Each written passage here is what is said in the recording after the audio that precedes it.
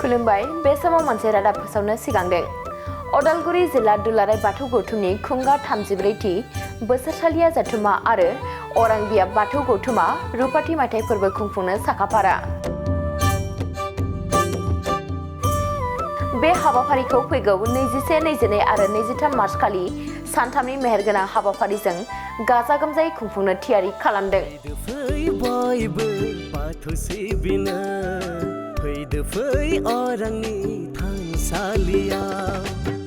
मख'नो गोनांदि बे सानथामनि मेहेरगोनां हाबाफारिजोंनो लोब्बा लाखिनानै मोनसे दिन्थिफुंसालि एबा एग्जिबिशननिबो थियारि खालामनाय जादों।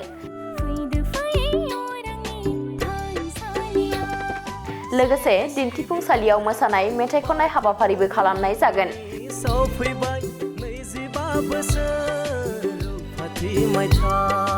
सोरबाफोर मोसानो आरो मेथाइ खननो गोसो दङब्ला बाहागो लाफैनो हागोन होननानै बुंथिदों बानजाय आफादनिफ्राय।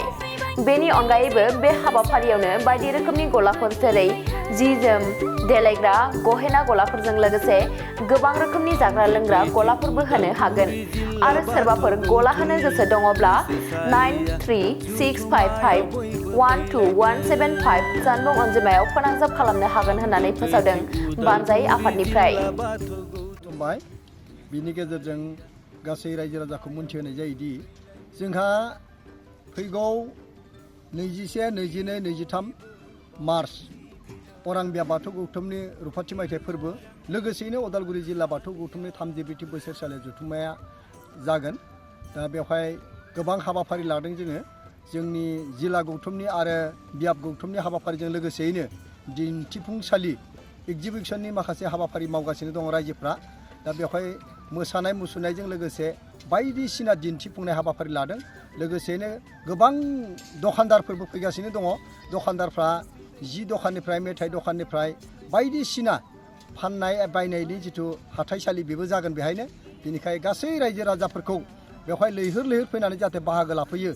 गासै दखान होनो गोसो थानायफ्रा गासै बिथिंनि दिन्थिफुंनो लुबैनाय जि दखाननिफ्राय गासै मेथाइ दखान बायदिसिना गासै दखानदारफोरखौ बेवहाय बाहागो लाफैनो थाखाय खावलायहरनाय जाबाय। गोजोन्थों। दा बेवहाय जों मोनसे खोथाखौ मिन्थिहोनांगोन, जोंनि बे एग्जिबिशनावनो मोसानाय मुसुरनाय रंजानाय बायदिसिना दिन्थिफुंनायबो जागोन। सोरबा मोसानो गोसो थानाय, मेथाइ खननो गोसो थानाय गासै हारिमु मोजां मोनग्राफ्रा बेवहाय बाहागो लाफैनो हागोन। बिनि थाखाय बिथांमोनखौबो नैबे दिन्थिफुंसालिनि जिथु रंजानाय मोसानाय बा मेथाइ खननायनि जिथु हाबाफारि बेवहाय बाहागो लाफैनो हागोन बेखौ खावलायहरनाय जाबाय। আমি ওৰাং আঞ্চলিক বাথৌ মহাসভাৰ হৈ জনাব খুজিছোঁ যে অহা 21, 22, 23 মাৰ্চ তাৰিখে আমাৰ ওৰাং আঞ্চলিক বাথৌ মহাসভাৰ ৰূপালী জয়ন্তী উদযাপন হ'ব। লগতে ওদালগুৰি জিলা বাথৌ মহাসভাৰ 34তম অধিৱেশন ইয়াত উদযাপন হ'ব। গতিকে এই উপলক্ষে বিভিন্ন কাৰ্যসূচী ইয়াত থাকিব আৰু ইয়াৰ বাহিৰেও আমি ইয়াৰ প্ৰদৰ্শনীমূলক কাৰ্যসূচী লৈছোঁ। ইয়াত নাচ গানৰ পৰা বিভিন্ন ধৰণৰ আমি আমাৰ বড়ো পৰিয়াল, বড়ো সমাজৰ বড়ো মানুহৰ ঘৰবিলাক কেনেকুৱা হয়, বাথৌ ধৰ্মীয় মানুহৰ ঘৰবিলাক কেনেকুৱা হয়, এইবিলাক সম্পূৰ্ণ দেখুৱাবৰ কাৰণে আমি প্ৰস্তুতি চলাইছোঁ। আমাৰ ৰাইজে কাম কৰি আছে, দলে বলে গাঁৱৰ পৰা ৰাইজ আহি কাম কৰি আছে। গতিকে ইচ্ছুক প্ৰাৰ্থীবিলাকে আমাৰ এইটো প্ৰদৰ্শনীত নাচ গানৰ পৰা বিভিন্ন ধৰণৰ প্ৰদৰ্শনীমূলক কাৰ্যসূচীত অংশগ্ৰহণ কৰিব পাৰিব।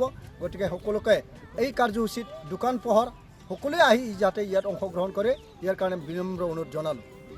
थाखो 5 आरो मेट्रिक आनजाद उथ्रिसार जागोन फरायसाफोरनि थाखाय गोजोनथाव रादाब। गोनांथि आरो मोजां खाबुफोरखौ लानानै गुन गोनां सोलोंथाइ होनो नोंथांमोनखौ नेनानै दङ बड'लेण्ड स्टार एकाडेमि क'क्राझारआ। 2024 इं मायथाइयाव क'क्राझार थिथागुरि समबाय मावख'नि साखाथियाव गोदानै गायसनजानाय बड'लेण्ड स्टार एकाडेमि क'क्राझाराव 2025-2026 सोलोंथाइ बोसोरनि गोदानै मुं थिसननाया सोलिगासिनो दङ।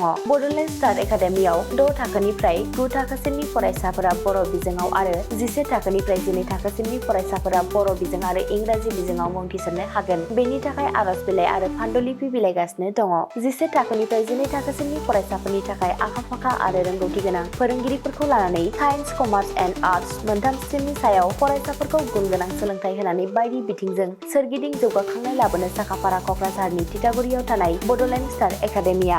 बड'लेण्ड स्टार एकाडेमियाव मुं थिसननोब्ला बाङाइ बेसेनाव मुं थिसननायनि गेजेरजोंनो फरायसाफोरा गाहायाव होनाय माखासे खाबुफोरखौ मोननो हागोन। इंराजि सोलोंनायनि खाबु, साखोन-सिखोन थाखो खथा, बिजाब बाख्रि, BPL थाखोनि फरायसा फरायसुलिफोरनि मुं थिसननायाव 20% मासुल रेहाय होनाय। बेजों लोगोसेनो नोंथांमोनहा JEE नीट आनजादनि थाखाय बेसेन नाङै फोरोंथाय, मान्थलि मक टेस्ट, जिउ राहा दानाय, बायदि बायदि गियानलु आयदाफोरनि उफ्रा सोलोंफारिफोरनि खाबुफोरखौ मोननो हागोन। हौवासा आरो हिन्जावसाफोरनि थाखाय मुलाम्फा गोनां मोजां जामुं आरो मोजां थाग्रा खथानि खाबु गोनां हस्टेलनि खाबुफोरखौबो मोननो हागोन। बिदिब्ला गोबाव खालामाजासे नोंथाङाबो बड'लेण्ड स्टार एकाडेमियाव थाबैनो मुं थिसननायनि थाखाय सुलाद लादो।